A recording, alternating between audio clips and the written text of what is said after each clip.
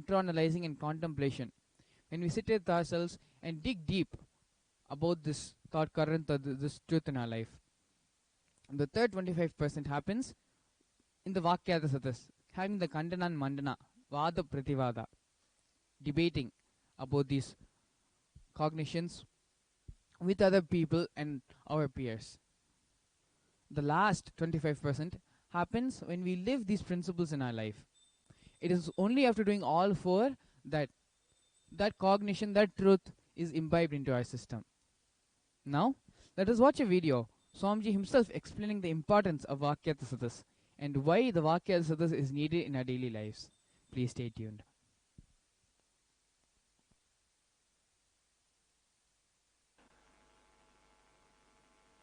Listen, listen.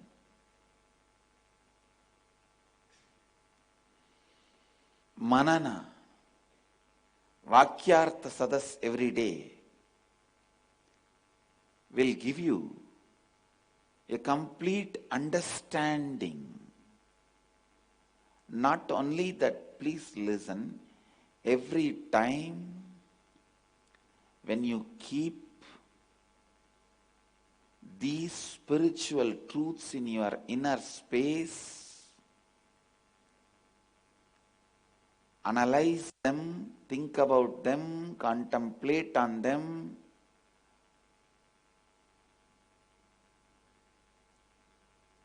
every moment you spend on intra-analyzing these great truths, your incompletions melt down. You are living Advaita. Understand how much ever you struggle to find the solution externally, you will never find. You will never find the solution. What you expect externally, if you think, I'll finish all the work. I took it on myself or Swamiji gave it to me and then I'll rest in peace. Never. Even after you leave the body, we have work for you. Understand, if you are expecting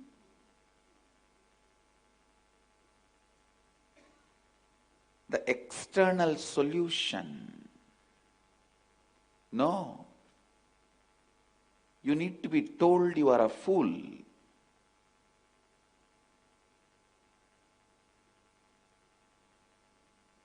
Wherever you really need to be told you are a fool, you should be told that is the real good thing for you. If you have some disease, you need to be told you have that disease. Only then you will understand the seriousness and start taking medication. Manana, intra-analyzing is really, really, really important. Because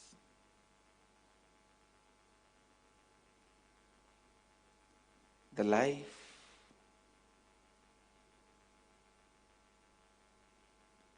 gets aligned to living Advaita with Manana. Shankara says beautifully, Shrute Shatagunam Vidyan Mananam Mananat Abhinitidhyasanam Lakshagunam Anantam Nirvigalpam. The meaning is Manana is 100 times superior to Shravana. Intra-analyzing is 100 times superior to listening. And living is 100 times superior to intra-analyzing.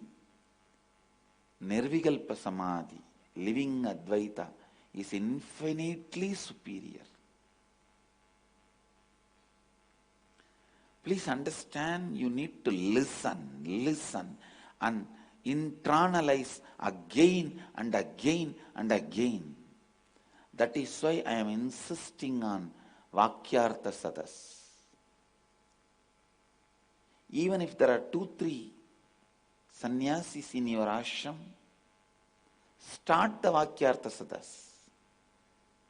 Slowly devotees will start gathering. Everywhere, in every ashram, every center, just like puja is compulsory, Vakyartha Sadhas should become compulsory. More and more learning, more and more internalizing, more and more completion. Understand, other than the spiritual solution, there is no solution. How much ever you try to find any solution for any problem, whether it is personal, professional, organizational, intrapersonal, and interpersonal. Interpersonal is direct fight. Intrapersonal is cold war. You won't fight, but you will be waiting. See, it's like directly when you fight, it becomes like an equal fight. But I have seen many cunning fellows, they won't directly fight. They will wait. At some point, they will get that neutral person position. That time, they will use that position and attack. When somebody else is attacking him and he is fighting with somebody else, he is a neutral person. Now come on, use that and attack.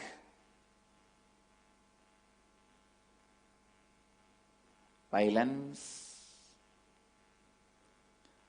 How much ever you hide, how much ever you keep inside,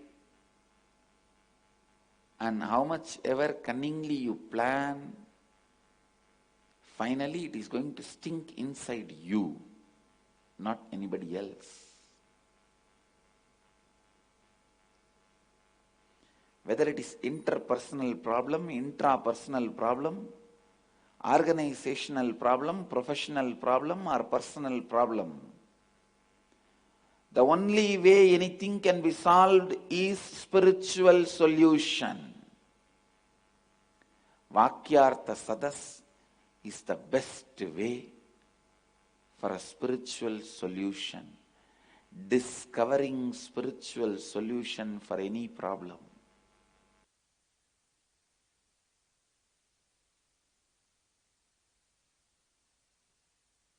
Yes. Yes. So, Swamiji beautifully had explained how the Vakyartha Sadhas is needed in everyday lives. How any problem that you may be facing, in whatever field, in whatever way it may be, in your professional life, personal life, or just a small dispute with your coworker, or as simple as maybe your laptop is not working. For all of these problems, all of them can have a solution only from your inner space. When you do the Vakyartha Sadhas with yourself, what is Vakyartha Sadhas? Vakyartha Sadhas is basically the breaking and expansion of your logic. How we do it with others, we can very much have the Vakyartha Sadhas with ourselves. When we do that, the solutions that emerge, the cognitions that we get after doing the Vakyartha Sadhas, it is these cognitions, when we implement them in our lives, our life starts manifesting the way we want it to manifest. We start manifesting our reality. The Kalpataru starts happening in our life. So now, let's get into today's Vakyartha Sadhas. Hindus and Hinduism. Above here we have 13 fields mentioned in which by science and by historical reference we are able to prove to humanity about the capacity, the capability and the contribution Hinduism has done to the world. There are even more waiting to be proved by modern science and historical reference to show the capability and contribution Hinduism has done to the world. All of these contributions were possible only because of the rich education system our rishis had created, the Gurukul system. Hindus and Hinduism is an extremely life positive religion and culture, where fundamentally we do not believe in conversion and terrorism. The fields mentioned here: spirituality, economics, governance, technology, medicine, yoga, mathematics, physics, astronomy, architecture, art, linguistics, literature, all of these fields, our excellence, our contributions which have been made in each and every one of them. Whatever we have left of the contributions by our ancestors, by our ancient rishis to the world, after all the destruction and looting of our sacred scriptures and over the passage of time, with whatever has stood the test of time, with that much itself we have excelled and contributed so much in these fields. All of this was fundamentally possible because of our rich education system, the Gurukul system. Let's go into some facts on how systematically the Gurukul system was destroyed, and how even now we suffer from the British rule, where they may have given us independence, so-called independence, but still mentally we are still stuck in a British era. Moving on. Over the course of the previous Vakyartha Sadhas, we had discussed the need for political legitimacy for Hindus, and how so many of the atrocities could have been avoided if Hindus had the political legitimacy. Many things like, in Hinduism we worship books, we worship deities in the form of metal and stone. If Hindus had the political legitimacy, if these books and deities had political legitimacy, then burning of books would be completely unheard of. Stealing from the temples would be completely unheard of. It will be equivalent to committing a real crime to a real person, or what everyone understands as a normal person. It is because of the political illegitimacy Hinduism is facing right now that the destruction of so much of our culture, so much of our tradition has been destroyed.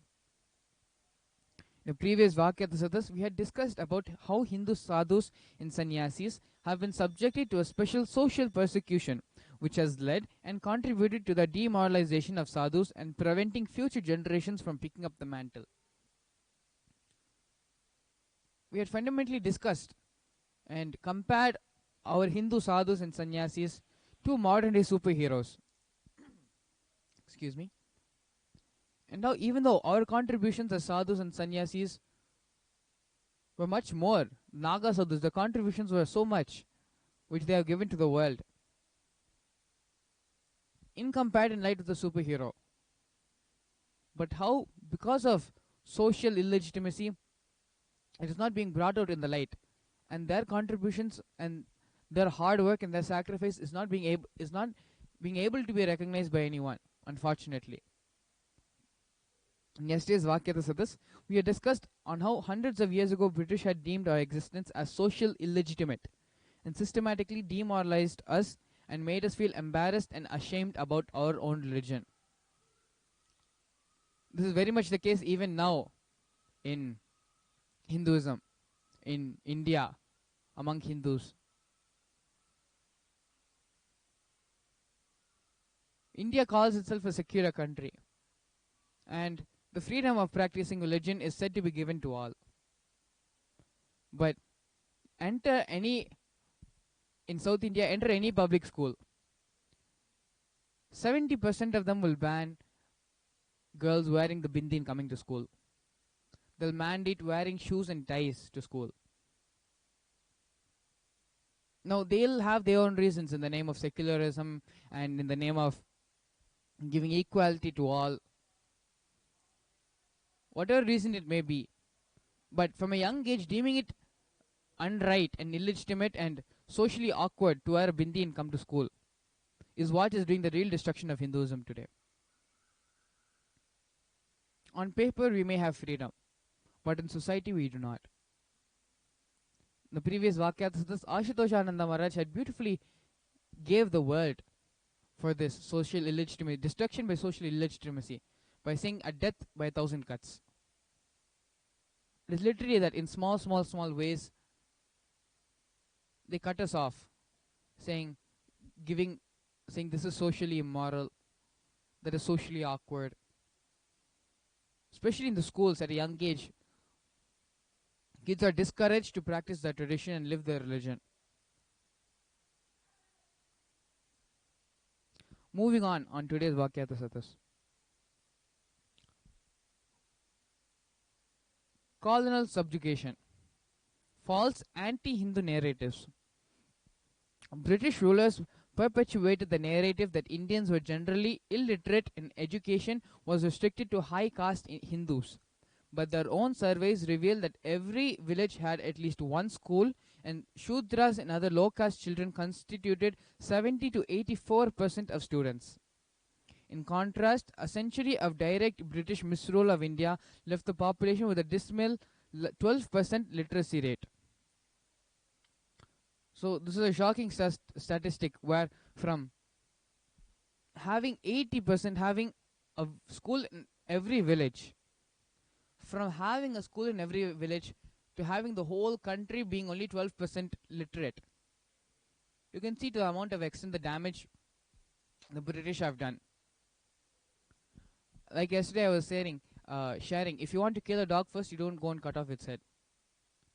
First you go around and tell everyone, preach that it is a mad dog. After preaching that the dog is mad, once someone goes and cuts off his head, there is no one there to revolt, no one there to back up the dog, no one there to speak out against the atrocity. Because fundamentally everyone has understood that the dog is a mad dog. It is more or less the same thing which is happening here. The same thing which they did hundreds of years ago. They made everyone illiterate, and after making everyone illiterate, saying telling the whole world how we're such a horrible civilization and very backward in our evolution. After robbing us of our wealth and saying that we are poor, they cut off our heads. And even now, as headless beings, we are still roaming around, running around, not knowing our identity, not knowing what is our purpose in life. It is very sad to hear and to even think about this, where even after our heads are cut off, we're still alive, but we are living without identity. We're living without the true knowledge of Hinduism, true knowledge of what our ancestors had left for us. And it is because of this so many Hindus feel embarrassed and ashamed of their religion. British never truly left India. They made sure that we are brainwashed enough to continue living like this. Only then did they leave the country. But actually in spirit they are still very much alive even now. Creating a class of brown British natives. We must at present do our best to form a class who may be interpreters between us and the millions whom we govern. A class of persons, Indian in blood and color, but English in taste, in opinions, in morals, and in intellect. To that class, we may leave it to refine the vernacular dialects of the country, to enrich those dialects with terms of science borrowed from the Western nomenclature, and render them by degrees fit vehicles for conveying knowledge to the great mass of the population. As always, by Thomas Macaulay, the East Indian Company.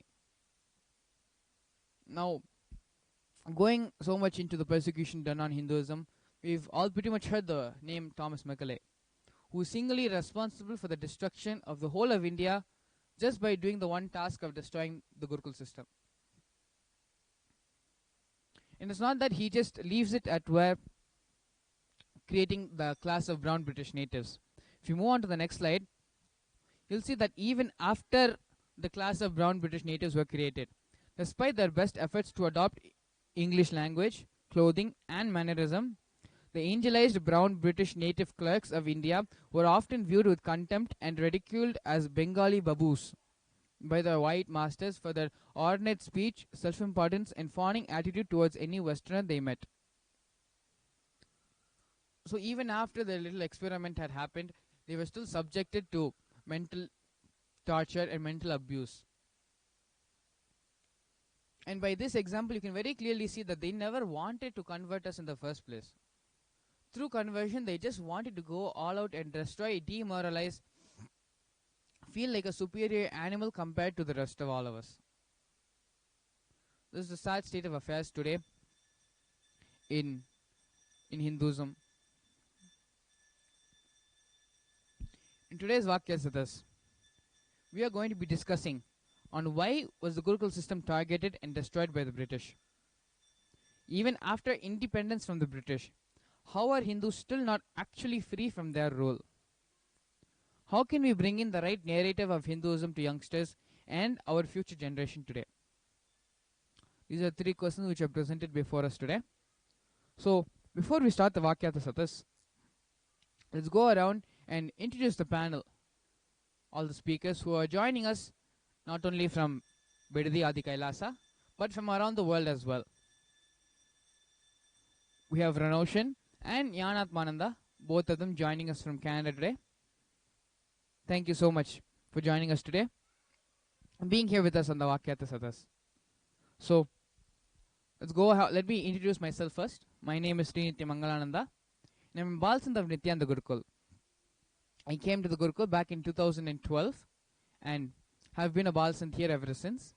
Prior to joining the Nithyananda Gurukul, I was born and brought up as an NRI, living in the United States. So, now let's go on and let's give our listening to Ranoshan and allow him to introduce ourselves for us and for all of you viewers watching us today. Please go ahead. Nithyananda, everyone. Yes, as Maharaj said, my name is Ranoshan and I'm from Toronto, Canada.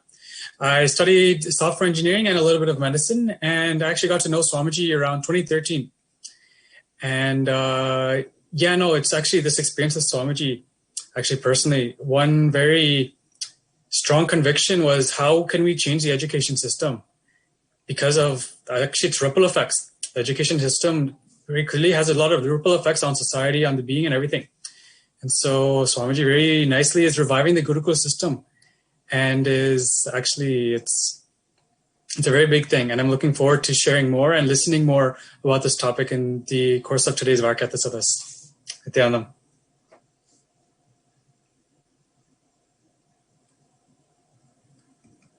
Thank you so much, Ranoshan. We also have Yanatmananda joining us today, also from Canada. Please go ahead and introduce yourself for all of us. Nithyananda, thank you, Maharaj. Nithyananda, everyone. My name is Shri Nithyananda. I'm an initiated disciple of Bhagavan Nithyananda Paramashivam. I've been previously a computer engineering technologist and elementary school teacher in Canada, and have been studying and living essentially a spiritually based life since just finding Swamiji on YouTube in 2008 and participating in Inner Awakening in 2009. I spent most of the last decade following that path, living in different adinams in India as well as in Toronto, Canada, and just learning now about how to build a civilization from scratch and what it means, what is a consciousness-based civilization, how to do it from where you are now, how to start now, why it's needed, how it relates to the rest of the world. And so as an elementary school teacher and someone in the education field for the past 20 years, it's been very enriching to learn about the history of education on planet Earth and what different civilizations, how they've viewed and approached education, and what is the need for education, how to implement it, and what are the challenges, and how to reach out to everyone from even your comfort of your own home in 2020. So thank you, pleasure to be here. Thank you, Nithyananda.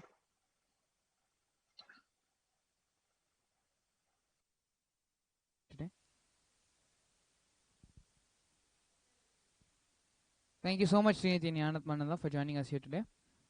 We also have Ashitoshananda joining us from Canada. Please go ahead and introduce yourself for all of us. Yes, Nithyananda, thank you, Maharaj. My name is Shri Nithya Ashitoshananda. I am also Canadian. I have a background in mechanical engineering technology. business and finance to a certain extent. Did not complete the studies, but went decent way through. And knowledge in computers in general. And I basically, in the search of going, of finding the space where suffering is made to be redundant in your life, I met Swamiji 2014. I got initiated in the lifestyle of Karama Brahmacharya, and I've been also in the since 2014. I've been moving from various adinams in India and as well as Toronto and now Montreal. So yes, so I'm very happy to be here today and looking forward for this Vakyartha Sadhas.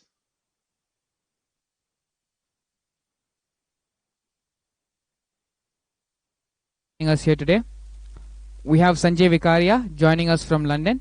Please go ahead. Introduce yourself for all of us and all the viewers joining us here today. Nithyananda, my name is Sanjay. I'm from London in the UK.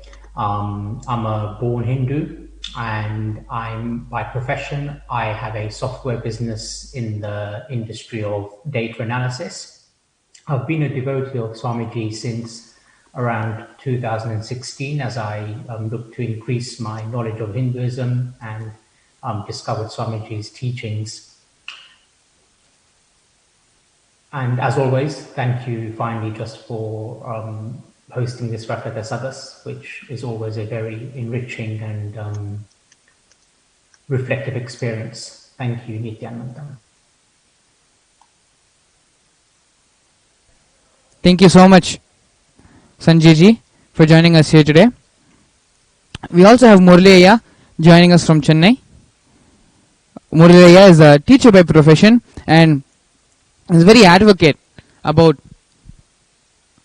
the Christianity conversions which are happening in India, the secularism, especially how Hindus are subjected to the secularism against Hinduism. Muraliya has been a very open advocate and has bringing light on these various aspects of conversion, destruction, and the persecution overall Hinduism has been facing in India. So it looks like he is having some technical difficulties. As soon as he joins, we'll have him to introduce himself. Thank you, Maharaj. Oh, thank you so much, Aya. Please go ahead. Please go ahead and introduce yourself. Okay. Sorry that I'm late. This is Murali from Chennai. I'm a teacher and a trainer with Profile. And I have been with Swamiji since 2013. And it's a very memorable, sweet, pleasant experience. And the way Swamiji had penetrated in my life, I should say it's very amazing. Because I had always prided in myself being very accurate, intellectual, and nobody can ever say no to whatever I've said. However unpleasant it might sound, is what I used to feel.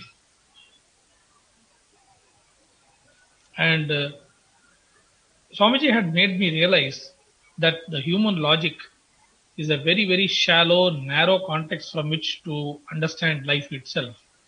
And it's a very beautiful way. He has done it in a very beautiful way as far as I am concerned. Had I actually fallen for Swamiji in full, declared my integrity to him and declared my surrender to him in it full, I think I would have enjoyed much more than what I had already done. And he has been compassionate enough to shower many miracles in my life already. So So there are many things to share. Let me share all that in answer to the questions. And whatever I am sharing here is not something which I read from somewhere. It is all because of what Swamiji made me understand about what Hinduism is, what Hinduism stands for, the original dimension, the original largest glory of dimension is meant to be. And seeing that and compare, and I'm able to relate to what he is saying because I'm seeing many conversion elements in my very life, and I'm seeing many things are happening. When he talks about Hindu Holocaust, it is not any joke or he's trying to create pity or something like that, but it's actual fact I'm able to see. So I'm talking only out of pure inspiration, and thanks to Swamiji for providing this forum for this idea. And So let me answer the questions rather than just to go on now. Thank you for the mic time, Maharaj. Thank you so much, Aya, for joining us here today. So, coming back to the three questions which we have been placed here. Why was the Gurukul system targeted and destroyed by the British? Even after independence from the British, how are Hindus still not actually free from their role? Can we bring in the right narrative of Hinduism? How can we bring in the right narrative of Hinduism to youngsters and our future generation today? As previously we have present in the slides where the British, they've destroyed us primarily because of the Gurukul system. Through the Gurukul system, they entirely pretty much destroyed what Hinduism used to be. Even after all the fights for freedom, and when they finally left India, they had left with the knowledge and with the assurance, knowing that even though they may not physically be on our land, they will continue to reside in spirit, in the form of our feelings of embarrassment and shame, feeling ashamed about our religion and practicing it out in the open. Not only that, everyone after the British rule, the first few people who formed modern India, who were key to creating the constitution and giving the future direction for how India will be today, how India is now. All of them were these British class, Indian class British, who were Indian by skin and blood, but British by taste. And it is thanks to these both that Hinduism does not have a country, Hinduism does not have legitimacy, be it in any field. And we're equivalent to those dogs running around the street waiting for our heads to be cut off. Unfortunately, this is a sad state of affairs in which Hinduism resides in today. So to revive our ancient and great tradition, we need to start from where it was destroyed. We need to start with the Gurukul system. And how the Gurukul system, bringing back legitimacy to our Gurukul system and inspiring people to take up this project of Gurukula. Only through this, Hinduism can be revived back to its full glory. So the questions, starting with the first one.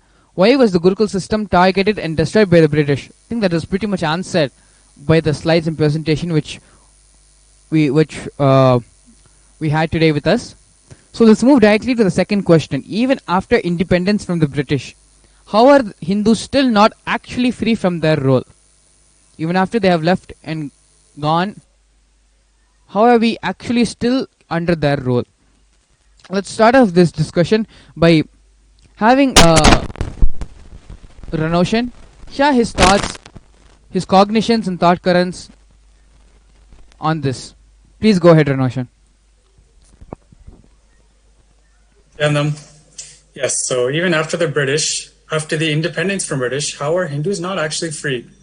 See, actually, the main job of any colonization is to convert the culture. Swamiji shares to get into some civilization, just get into their nightlife. This is exactly what the British did.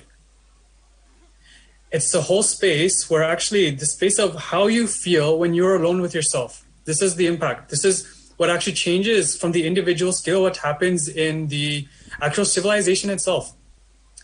And so after the persecution of the Gurukul system, the whole thing, the whole root of the Gurukul system was actually empowerment, to really feel that life is positive, the whole life positive thought currents, really feeling that life is positive, life is for contributing. And really this feeling of, being rooted on completion. See, everything was actually rooted in the Gurukul system. Even the Varnashrama Dharma, the Guru sees you as you are and shares, basically guides you on your specific path, unique to you, unique to your prarabdha. And so every being, every unique being experiences the fulfillment through their life, and this fulfillment through their life, expressing as the fulfillment of the ecosystem, fulfillment of the civilization, is rooted on this guru-disciple relationship, on the early years of this guru-disciple relationship in the Gurukul. But now, once this is gone, the ideas of basically the British education comes in, the Macaulays education, And see, this is actually, any civilization is rooted in the youth. The youth is where the actual future comes. And the youth, most of their time is not spent in home, it's actually spent in schools. The maturing of the individual, the maturing of the youth happens in schools.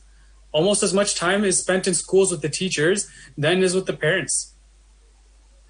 But with the Macaulay education, the teachers are like, the very standard is different. The very standard of who can be a teacher is different. The very standard of who can be living as an acharya is different. The very standard of who basically can guide the youth, who you trust with your children, is different. And so because of this one thing, it's actually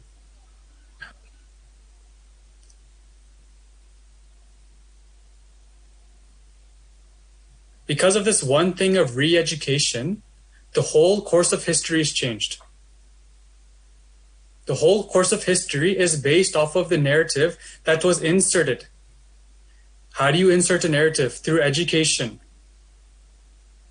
Any kind of conversion is what? It comes down to a re-education. Re-education of your thoughts, beliefs, and all these things.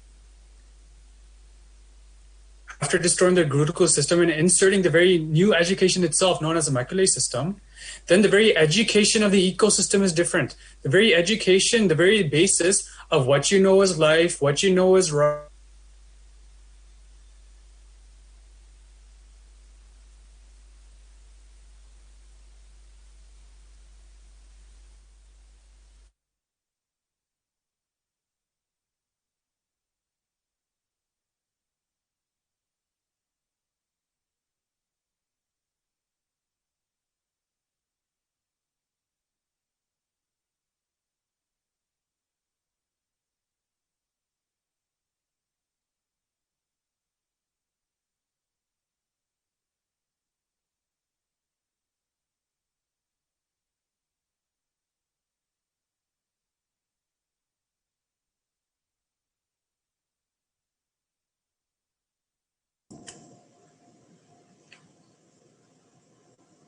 Yes.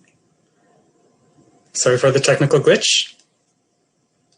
So just coming back to this thing of how are Hindus not actually free even after the independence from the British? Because the education system was already inserted. The very foundation was already inserted. It was no more a Hindu foundation. It was now the British foundation. Even if on the top, it's new bricks. The whole thing of the independence from the British is nothing but basically painting the walls, actually. Inside, it's still the same house. It's still the same foundation. The foundation didn't change. The foundation happens in actually the education system. It happens how the youth is brought up. How the youth is brought up actually dictates how every individual in this ecosystem is brought up. Change this one thing and you can change the whole civilization. You can change what every child feels as their enjoyment. You can change what every child feels as what is good, what is bad, what is right, what is wrong, what is higher, what is lower, what is worth doing, what is not worth doing. In this thing of the education. So as long as the education doesn't, as long as the Hindu education is not revived, it's not actually a Hindu ecosystem. Only until the Hindu education is revived and brought back to what it was, what it is, as it is, only then we can say that the Hindus are free. Because only then the actual narrative of the Hinduism is there. Their narrative of the Hinduism, actually, the guru-disciple relationship, the guru parampara, is the very backbone of Hinduism. This guru parampara is what the Gurukul system revolves around. Unless this is restored, then actually the Hindus are not actually going to be free. They're always going to be living under the rule of the British. As long as the education system is there under the rule of something that's not Hindu, then it's not a Hindu ecosystem. It can look as though it's a Hindu ecosystem, but it's not actually a Hindu ecosystem. Just like how a house, you can paint it different colors, make it look like different things, but the foundation is same. Unless the foundation is changed, then no matter how many times you change, it's still the same thing. So this is the main click about how Hindus are not actually free even after the independence, because the foundation is still British foundation. The education is still British, the Macaulays education. So this is just the main click about this question that I wanted to share today. Nithyananda. Thank you so much, Ranoshan. Excuse me. Ranoshan brought up a very beautiful point where as long as the foundation is a British foundation, we will not be able to have a Hindu India. I want to, actually it will be nice if Muraliya can go ahead and explain how not only the existing foundation is British, but the way the structure is now, as if mostly in India right now, it prevents a Hindu foundation to being built at all. Ayya, can you just go ahead and share, as you're a teacher and as you are working with students and schools every day in India, can you just share a few points how, where even though as of now currently the British is the foundation of the education system. The system is in such a way where it is preventing Hinduism to be a foundation for the education system. Just please go ahead and share a few points on that, where systematically in so many different ways and places Hinduism is being blocked to be the foundation of education. You can go ahead, Ayya. Thank you, Maharaj. See, I am a very example of whatever is being projected as something that is faulty here, because I am an English teacher here. Actually, I am an English trainer. Now, what does that mean? How is this not Hindu? See, English is not an Indian language. That itself is proof enough that we are not following the Indian way of education. Those days, it was more Sanskrit that was given importance. Sanskrit was the lingua franca, and India was actually a land of multiple cultures, multiple traditions, all coexisting very peacefully, and there was no need for one culture, one person from one culture to interact in any way with another person's culture. So there was no need for any lingua franca as such. The land from the whole lot of people, from the entire piece of land was existing very peacefully. Okay, so to explain how exactly Hinduism was not practiced, let me start with the interesting anecdote. In what we call as moral instruction in one of my, as a subject in my school, there was one incident which talked about, if I remember right, Ramakrishna Paramahamsa and Swami Vivekananda. At that time, the textbook said, my textbook I remembered saying, because the intensity of seeking of Vivekananda made Ramakrishna Paramahamsa decide to teach the full knowledge. And I remember reacting to that one statement, how exactly can one teach the full knowledge when the knowledge, the very idea of knowledge has got so many dimensions, so many fields. What do you mean? What do you even mean by that? Okay, I understand that Vedas are great, the Upanishads are great, but how do you teach the full knowledge? And now, as a Nithyananda disciple, I'm able to understand what that meant, and I'm able to answer that now. When we say that full knowledge, it means knowledge in its entirety, means the idea of specialization is purely British. Any field of knowledge is only purely British. Knowledge is looked upon as a whole, and we are in India. The education system is more westernized, getting more westernized, and still the British hangover is existing, in the sense that we are still looking at everything as individual fields. We are not able to look at the entire whole. When we look at ideas, when we look at life as a whole, Swamiji used to say, cosmos is not a noun, it is a verb.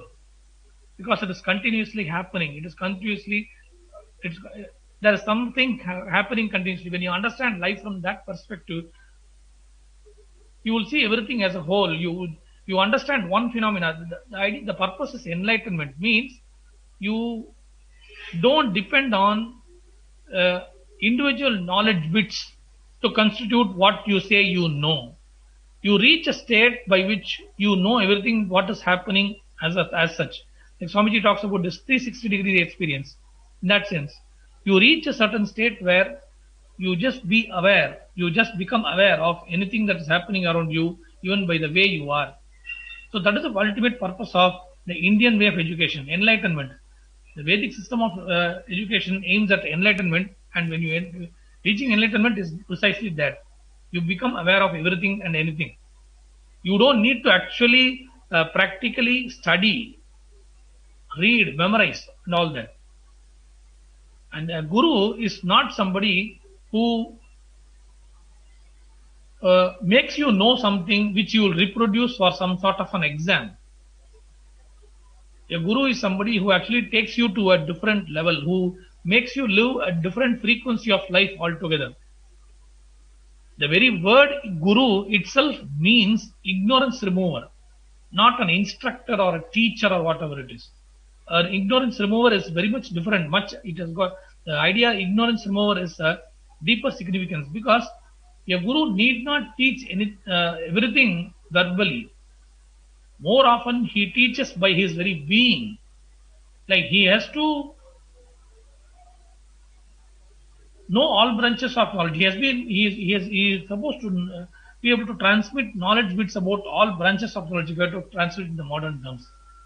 So that this is what Macaulay called day scholar. But in those days, the Gurukul, what does the Gurukul means? The students who the students came to live with the Guru and learn from how he lives, how he leads his life. They don't just come there to memorize or whatever he imparts, whatever he speaks out. They learn even from the Guru's way of life. So that is what Gurukul system is all about, and that we have not revived that yet.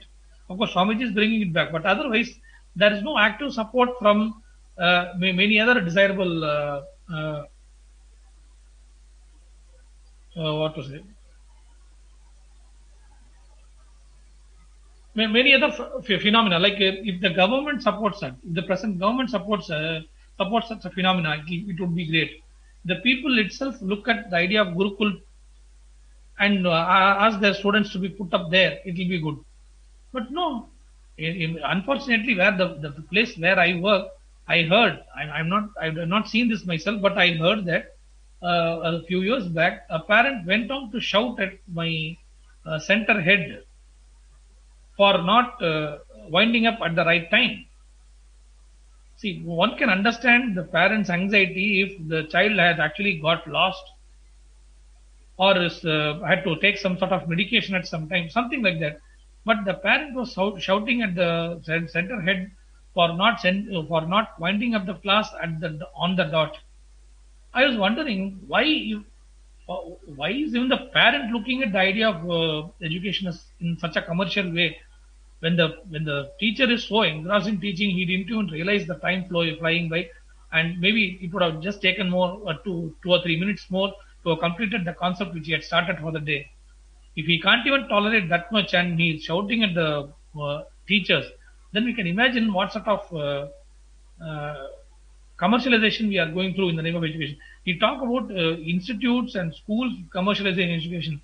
But here I understand even the parent was not interested in the teacher completing the lesson which he had started for the day.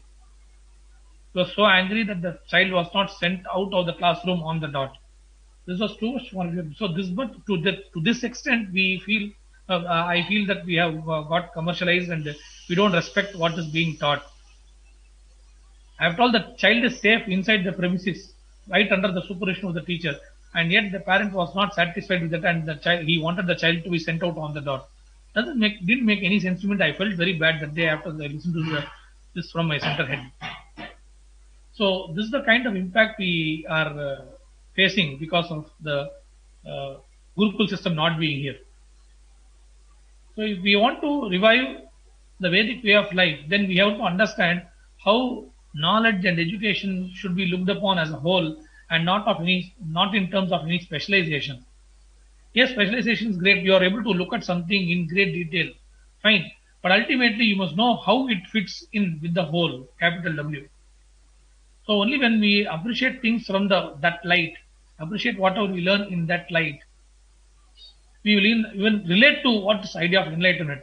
As of now, when the people out there, when they look at the Indian education system, enlightenment, all these things, they look at it as though it is something away from the normal way of life, away something distinct from education and all that.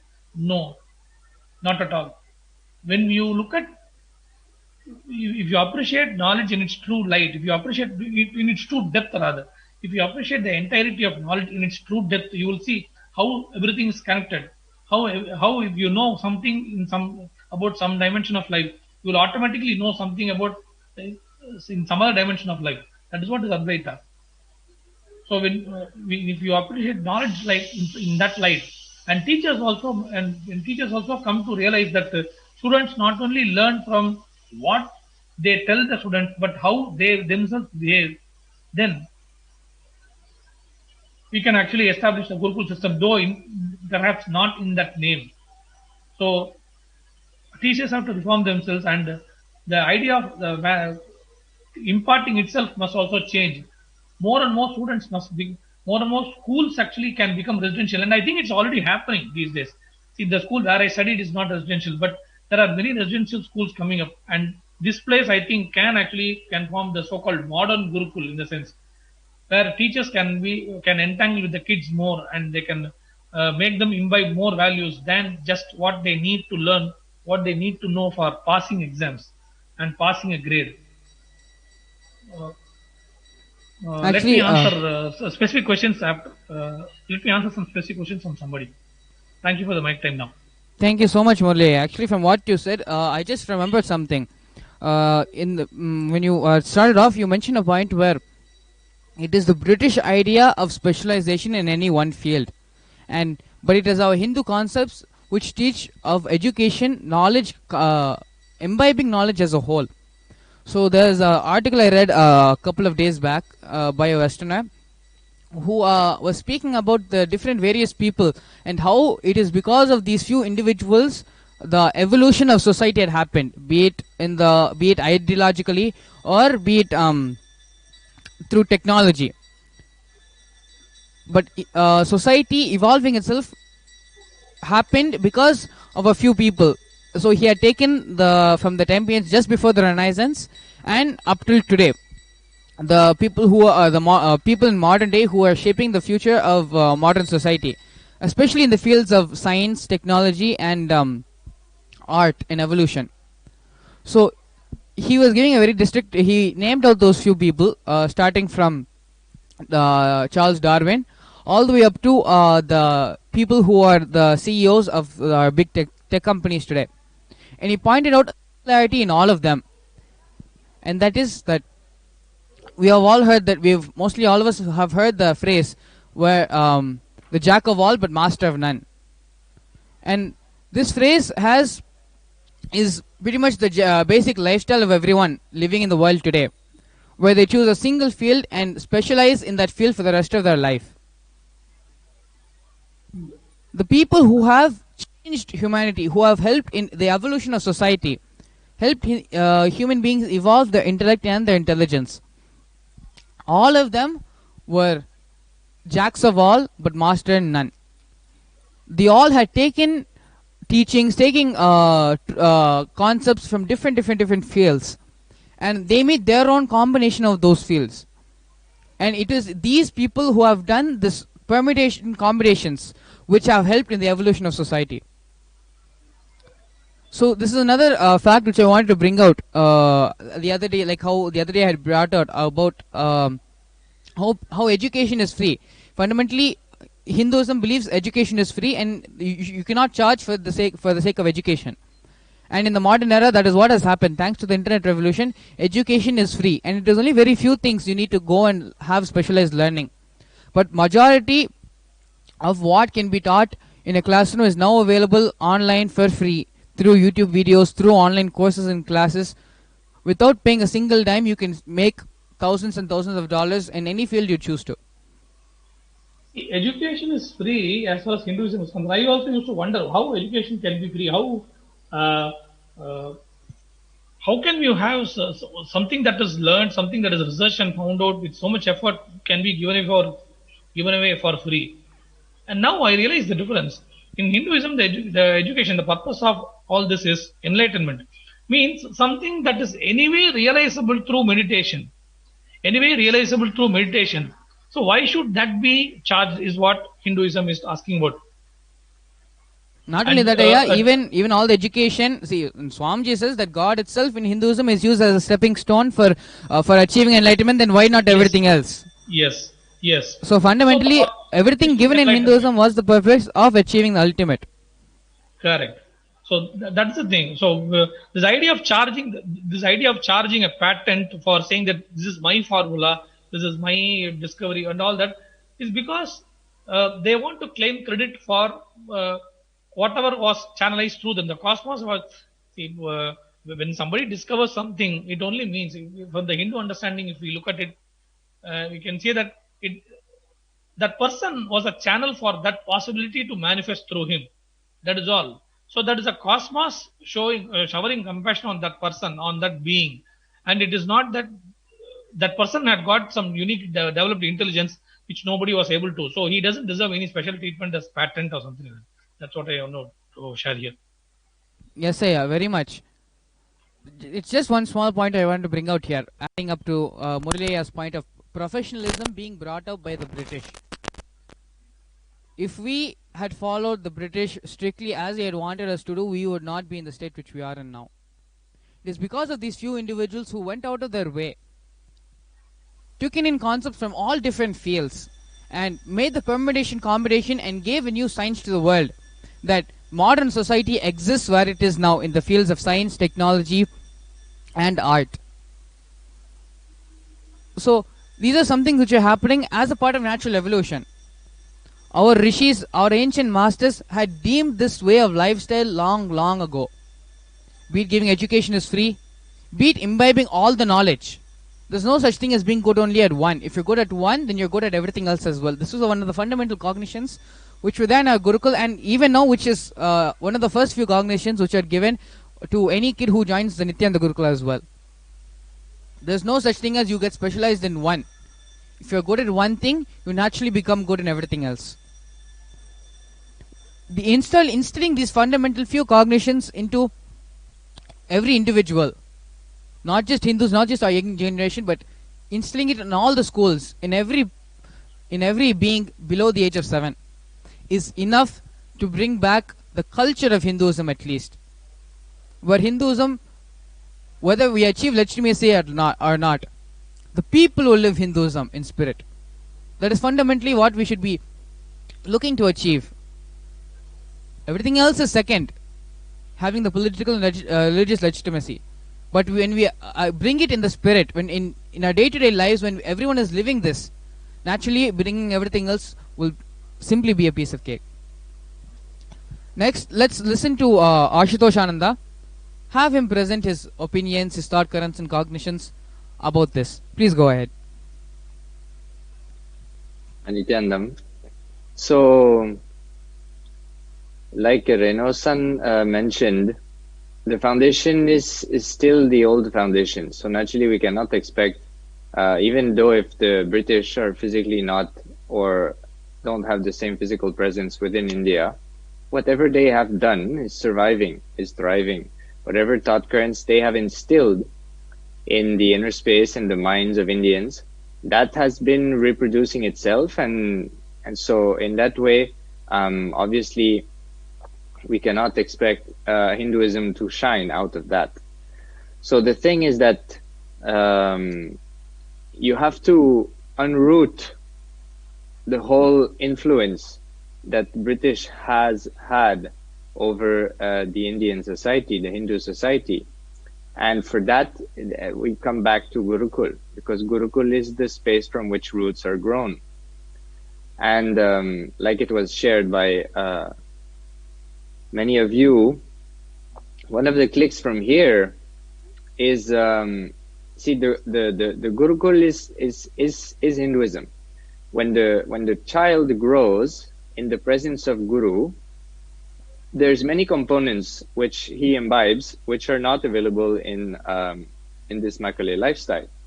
So not only the knowledge about various things like arts or crafts or like whatever different activities are happening, but the child is constantly seeing how the Guru exists, how the Guru lives in all its dimensions.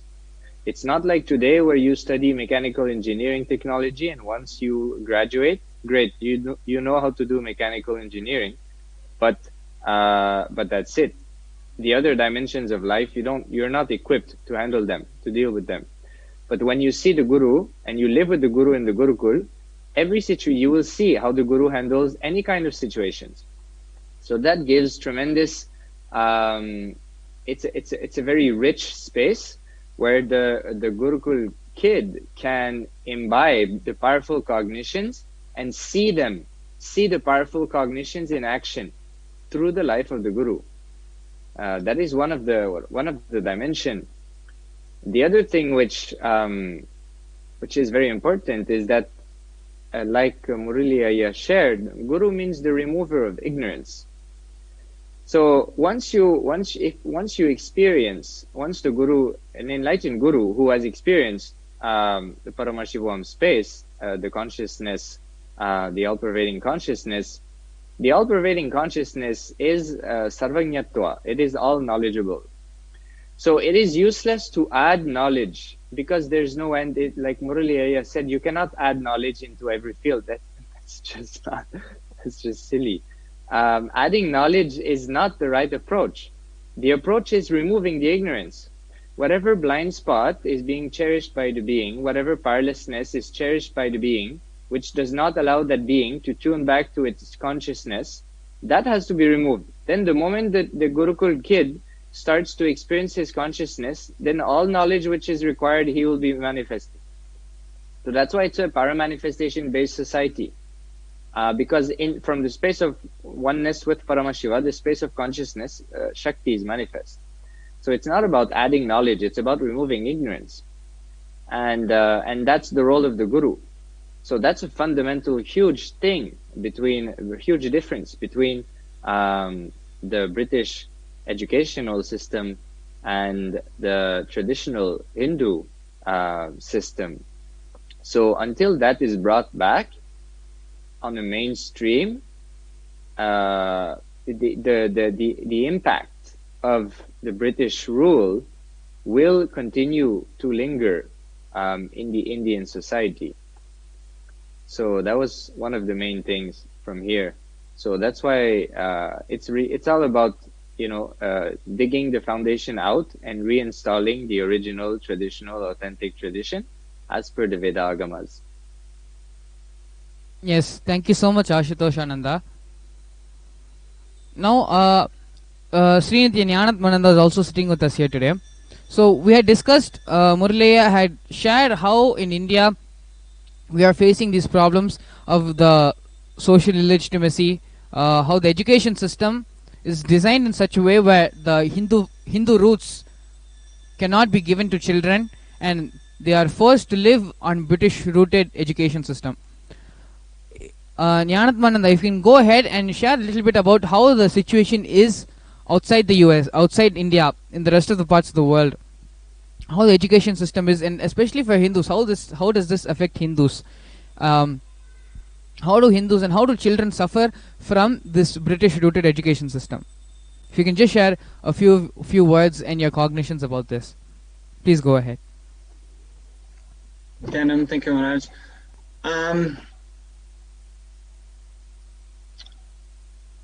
Yeah, it's I mean that's the question really. What is the goal of education? And the thing is, if you look at a 3-year-old or a 4-year-old, they're twirling all day.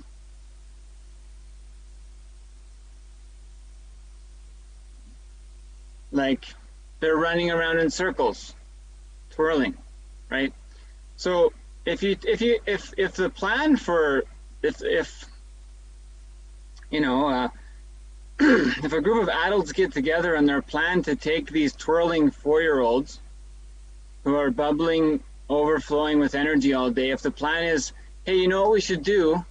You know what we should do with these 3, 4, 5-year-olds for the next 6 or 7 years who are twirling around, bubbling, overflowing energy? You know what we should do? Let's do this. Let's build a room with some wooden desks and make them sit in desks all day.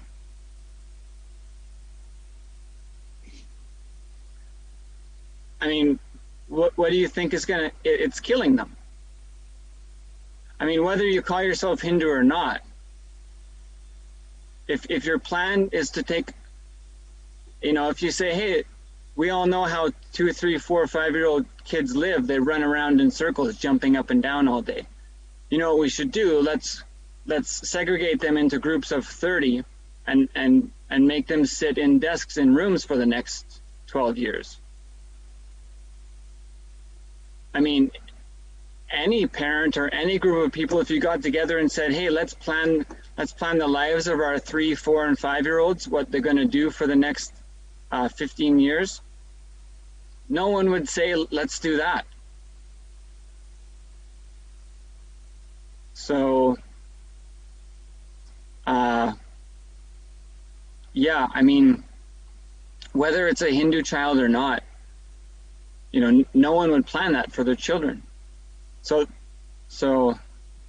you know, there's other aspects, but if we just, you know, sort of come back to the point of you know, what is life and what are we doing with life? Yes. But anyway, that's one. Actually, there's one more thing I just wanted to bring out here. So it brings to the point of standardization. Really, and the British, what they had wanted to do, they wanted clerks basically to run their industries, to manage their books.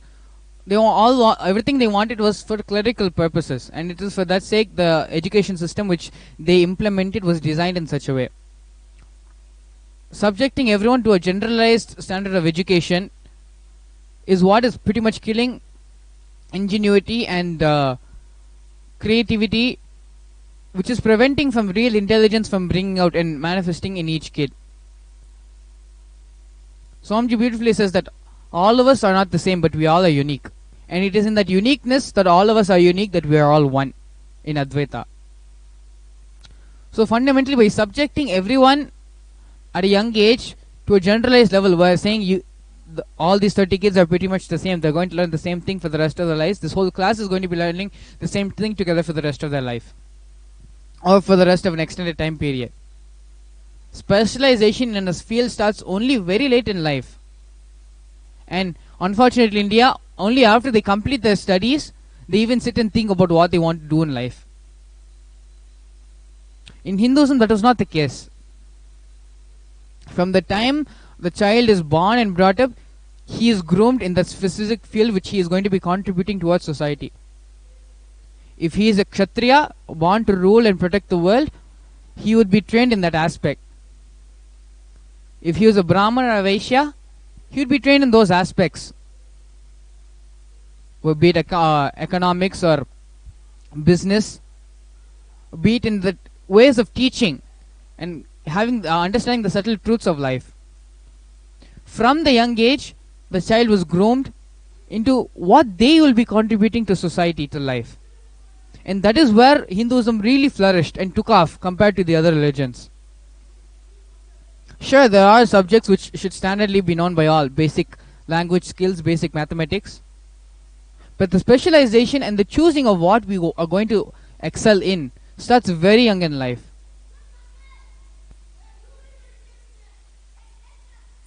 Not only that,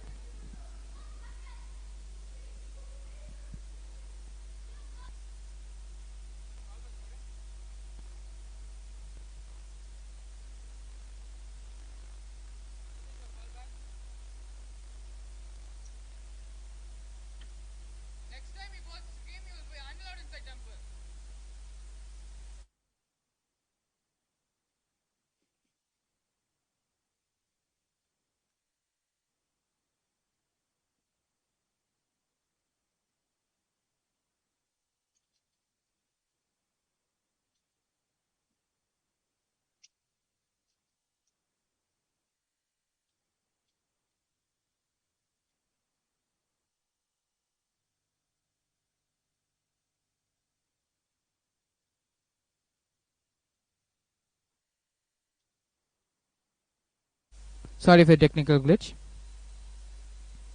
So fundamentally it boils down to this, where modern education, the purpose of modern education, which was implemented by the British, was to make everyone clerks, to do the same job like robots, sitting in one place all day. Whereas in the Hindu education system, from a very young age, you are groomed into what you are going to be contributing towards life. Back in 2013, Swamiji gave a series of satsangs on stability and how the Hindu civilization was a very stable civilization. Just because that early on in life, it is not just they are groomed in that field. A child knows that this is what is going to be his life. And when that stability, when that security is this is my field, this is what I'm going to be doing for the rest of my life, let me start getting focused on it, let me start excelling in that field. When his complete focus from a very young age is given there, that is when the excellence really manifests. That is when the student becomes the teacher for the teacher. In Hinduism, the concept is very beautiful, where the teacher, after teaching the student becomes the teacher for the teacher. We also have Sanjay ji sitting with us. Sanjay ji, please go ahead and share your opinions, your views on our education system and how we've all spoken very much on how it's been degraded.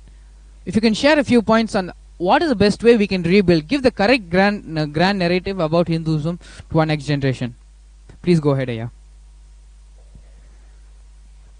So with all these sharings, the big cognition happening here is that the British system really enforces a real fear and greed mentality, which is really driven by the definition of success. So by creating all these separate subjects and forcing children to specialize in one thing, even without knowing much about an education system, just by saying that, it's clear that how stressful that is for a child. It's rejecting any idea of uniqueness. It's just pushing this idea that a child must conform to something, and if they don't, if that doesn't fit what the child is, then essentially that child is rejected from the system. That's the scary thing. So there's not even another option. The child is either in the system or they're out of the system. And it's a vicious machine. It's a vicious machine driven by grades, and constantly the child is pressured into achieving grades because grades are seen as the marker of success. And that seems to be the root of the problem. What defines success? And as Ashutosh Maharaj beautifully said, actually, the statement was that it should be about. It should be less about adding knowledge, but more about removing ignorance. Because it's in that way, it's recognizing that actually all children, all people have an innate intelligence in them. It just needs to be discovered and awoken. It's not just about adding something or trying to change them, because it does come down to this whole idea of specialization. Yes, it will create an outsourcing industry. It will create technical clerks. It will do all of these things. But when success is just driven by grades, that's the problem. And Hindus need to be reminded of, actually, in a very real way, that grades aren't the marker of success. And if we look at the West, actually, even if we look at in the UK, at least I can talk about how the different types of schools are coming up here, and we are seeing more faith schools, especially we are seeing the growth of Hindu schools actually in the UK, and suddenly these people are coming out, experienced teachers saying, "Oh, we need to stop segmenting subject matter. We need to teach children to think more holistically." And suddenly this has become a buzzword, that no, let's not do this. Let's not push children into something too early. Let's let them discover what they are. Let the teachers, let the parents discover what the children are. So suddenly this is being kind of flogged as new knowledge, new information. But actually, if you look at the Gurukul system, it was there all along. It was there all along. It was about the relationship with the Guru, and in that, enriching the child. So again, like everything else that we've spoken about recently, it's a matter of not going to say just, but it's a matter of reviving that, because it actually exists as a system in the Hindu DNA already. So that needs to be revived, and it seems less problematic in light of what I've just said, that it seems that the world, even outside Hinduism, is recognizing that this is the truth. The whole stress culture that's imposed on children by specialization is not working. So there's a move to that already, and Hinduism has a solution.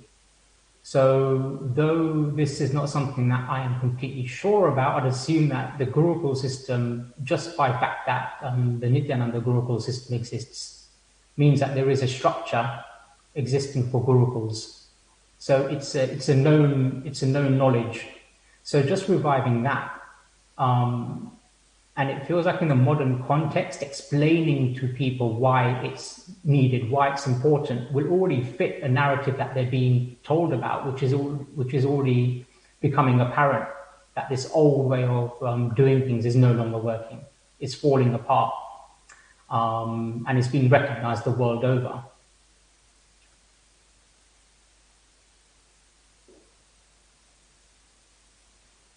And just to one other point on that as well, the other thing that the British did, and even since then actually, is really break this idea of guru. So guru was put down as a concept, and not to equate this in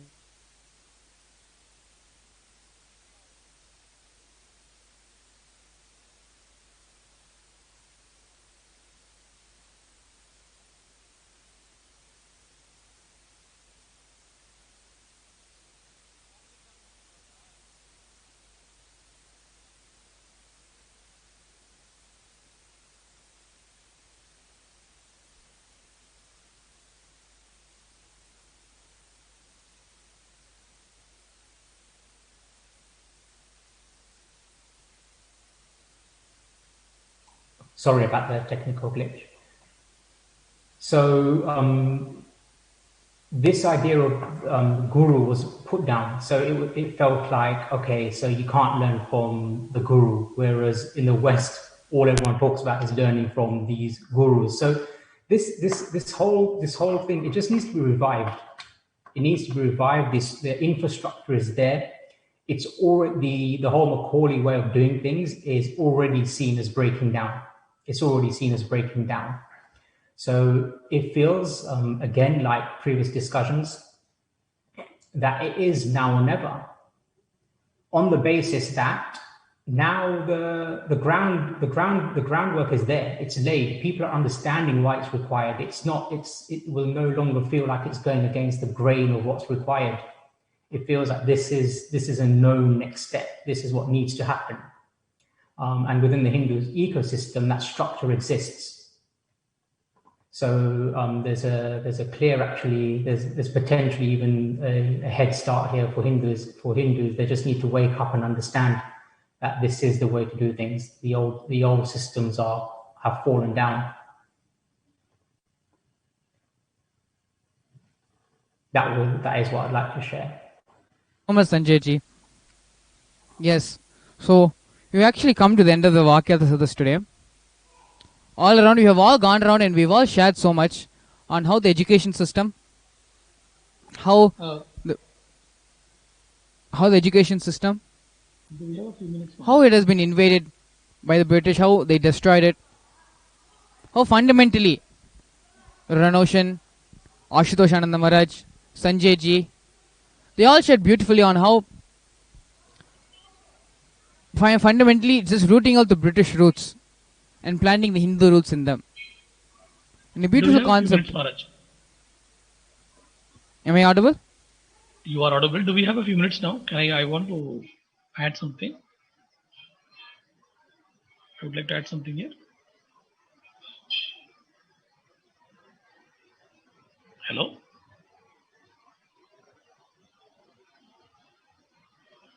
We don't hear you, Maharaj.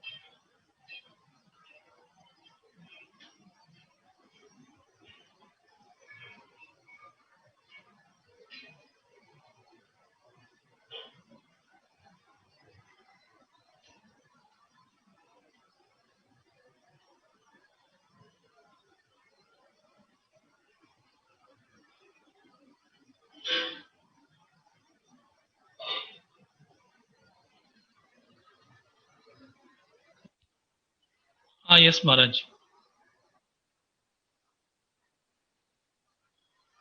Thank you. Thank you, Maharaj.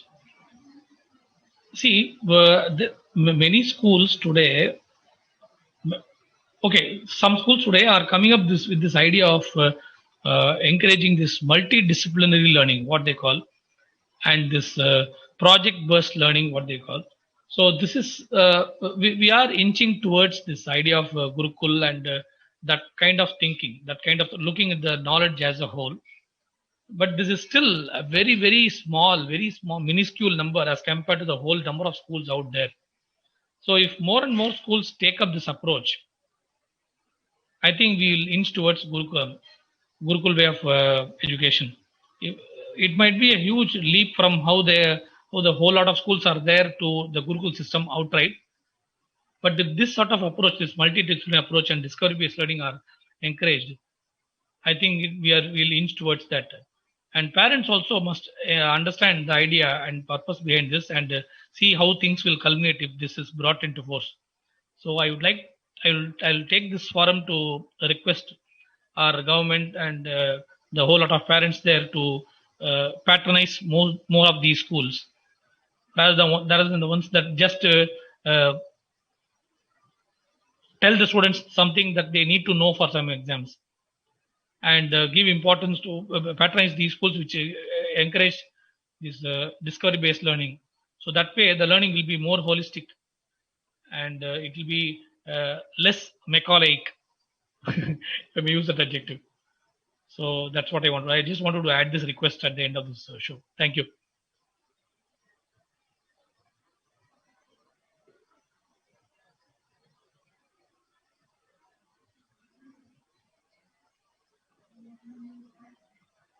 Was I heard? Was I audible? Hello? I can't hear anybody.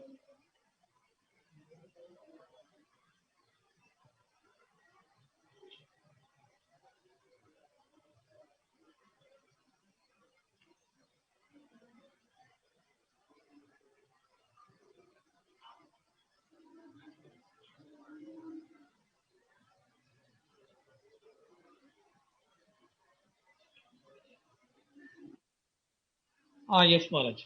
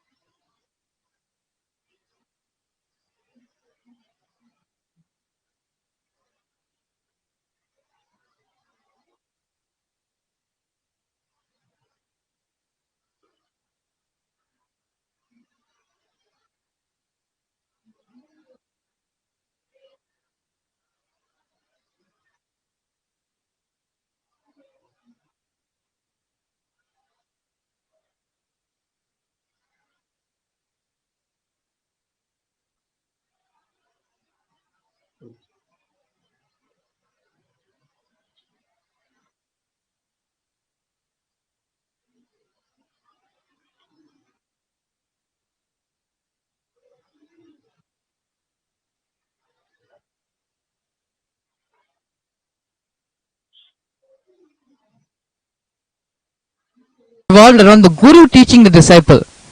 So the Guru's body language, the Guru's thought currents, the Guru's lifestyle can be imbibed by each and every student. This is the one thing which separated our education system from the rest of the world. If it was just a way of the education being taught, then there would not have been an insistence on going and staying with the Guru for 12 years. That insistence was very much needed, because it is during those 12 years when our bodies are developing, when our mind is developing, when we are maturing to become the fully grown adult. It is in those years of shaping ourselves when we imbibe the Guru completely in all those moments. Fundamentally, those 12 years from the age of 7 to the age of 21 or the age of 19. It is during those 12 years we start shaping ourselves. We start seeing other people, how they respond to certain situations, and we start adapting and taking those responses and those ways of reaction and start implementing them in our own life. It is very important during this crucial stage of development that we live around the Guru and imbibe everything of his, be it from the way he speaks, the way he reacts to situations, the way he is with himself when he is all by himself. It is all these things kids imbibe as well. And that is the unique aspect which kept our tradition alive for so long, and which keeps us apart from the other education systems present even now. So with this, you've already come to the end of the Vakyartha Sadhas. I'd like to thank each and every of the panelists who have joined here with us today. Thank all of you for coming here, sharing your opinions, your views, your cognitions, your thought currents, presenting them with the whole world, helping in building the Kailasa nation, supporting Swamiji, and being one of the pillars for Hinduism on which this nation will stand. Thank all of you so much for coming and joining us here today. It's now time to enter into the Nitya Satsang. Let's prepare ourselves to receive Swamiji. Please sit with your head, neck and spine in a straight line. Close your eyes and bring your awareness into your Ananda Gandha.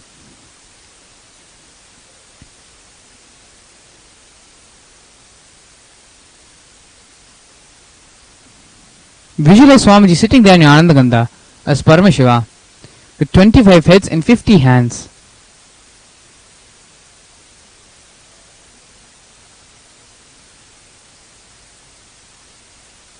Now, start chanting the Mahavakya, Om Nithyananda Paramashivoham, and allow the mantra to reverberate throughout your entire body. Om Nithyananda Paramashivoham, Om Nithyananda Paramashivoham.